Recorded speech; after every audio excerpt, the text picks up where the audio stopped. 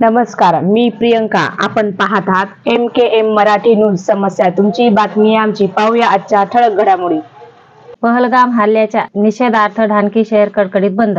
पहलगाम येथील भ्याड हल्ल्याच्या निषेधार्थ ढानकी येथील सर्व पक्षीयांकडून ढानकी बंदचे आवाहन करण्यात आले होते. या आवाहनास प्रतिसाद देत दिनांक 3 मे 2025 शनिवार रोजी ढानकीची बाजारपेठ सकाळपासून संपूर्ण दिवस कडकडीत बंद ठेवण्यात आली. यावेळी कृषी उत्पन्न बाजार समितीचे माजी सभापती बाळासाहेब पाटील चेंद्रे, माजी उपनगराध्यक्ष जाहीर जमीनदार, पंचायत समितीचे माजी उपसभापती संजय कुंभरवार, शिवसेना विधानसभा सहसंघटक प्रशांत जोशी, मनसे तालुका अध्यक्ष शेख सादिक, प्रहारचे तालुका अध्यक्ष सय्यद माजिद, युवा सेना तालुका प्रमुख संभाजी गोरटकर, काँग्रेसचे शहराध्यक्ष अमोल तुपेकर, भाजपचे शहराध्यक्ष उमेश योगेवार, शिवसेनेचे शहराध्यक्ष कांता वासमवार, शिवसेनेचे अल्पसंख्याक तालुका प्रमुख एजाज पटेल, युवा सेना शहराध्यक्ष विजय वैद्य, राष्ट्रवादी शहराध्यक्ष संतोष मंतेवाड, माजी सभापती संबोधी गायकवाड, माजी नगरसेवक संतोष पुरी, आझाद समाज पार्टीचे जिल्हा अध्यक्ष जॉन्टी उर्फ प्रशांत विनकरे, शिवसेना संपर्क प्रमुख गजानन आजेगावकर, विभाग प्रमुख बालाजी अलकटवार, शहर प्रमुख अभय सोनुने, विष्णुदास वर्मा, ओमा पाटील चेंद्रे, वामन मुनेश्वर, रमेश पराते, ओम खोपे,